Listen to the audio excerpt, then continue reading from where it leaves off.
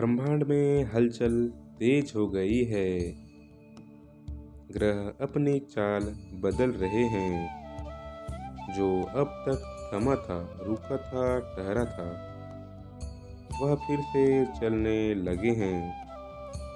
मेरे प्रिय बच्चे, ब्रह्मांड के सभी ग्रह तुम्हारे सहायक मित्र बन जाएंगे।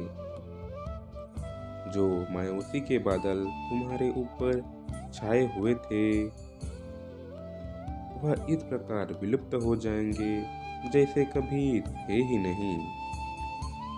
मेरे बच्चे, तुम्हारा हृदय मयूर की भांति नाच उठेगा। इस प्रकार तुम्हें एक साथ इतनी खुशियाँ मिलेगी कि तुम उन्हें संभाल भी नहीं पाओगे। मेरे प्रिय, मैं जानता हूँ बीते दिनों तुम किस संघर्ष से गुजरे हो। इस प्रकार सबके बीच रहते हुए अकेले रहे हो। सबकी उम्मीदों को पूरा करते हुए अपनी उम्मीदों को कैसे बिखेरा है तुमने। मेरे बच्चे, कठिन समय में जो तुमने सर्वश्रेष्ठ प्रदर्शन किया, वही तुम्हारी शक्ति बन गया है। नकारात्मक शक्तियों के इतने प्रहार के बावजूद तुमने काफी हद तक अपने क्रोध पर नियंत्रण किया, अपनी ऊर्जा को दूषित होने से बचाया। मेरे बच्चे, यही तुम्हारी सफलता का कारक बन गया है। अब सभी तुम्हारी सहायता के लिए तत्पर हो गए हैं। जिस प्रकार का जीवन तुमने कल्पना की थी, वही तुम्हें मिलने वाला है। मेरे प्रिय बच्चे, मैं तुम्हें इतना सफल बना दूंगा कि लोग तुमसे मिलने को तरस जाएंगे। मेरे बच्चे, जीवन में उतार चढ़ाव लगा ही रहता है, लेकिन मानव उसी उतार चढ़ाव को भाग्य का नाम देकर बैठ जाता है, बिना यह सोचे कि कर्म किए बिना तो ईश्वर भी साथ नहीं देते।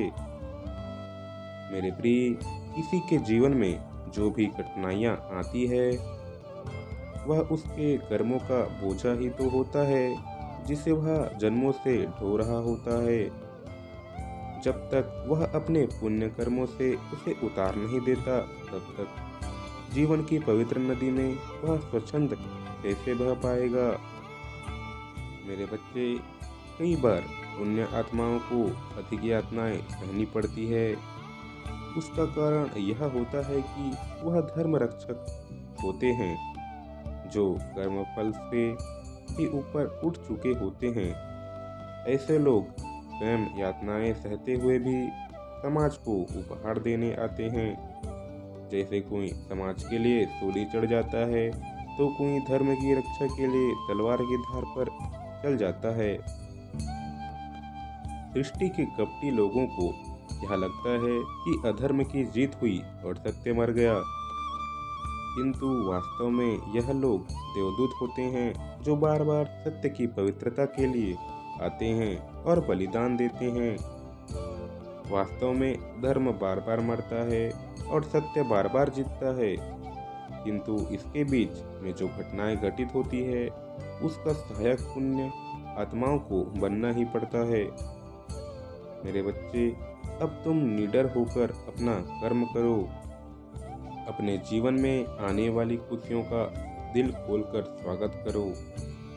चाहे कितनी भी बड़ी विपदा सामने क्यों न खड़ी हो जाए, यह स्मरण रखना, वह हारेगा जरूर। आओ मेरे साथ यह संकल्प लो, मैं दिव्य आत्मा हूँ, सफलता मेरा अधिकार है, मैं अमर आत्मा हूँ।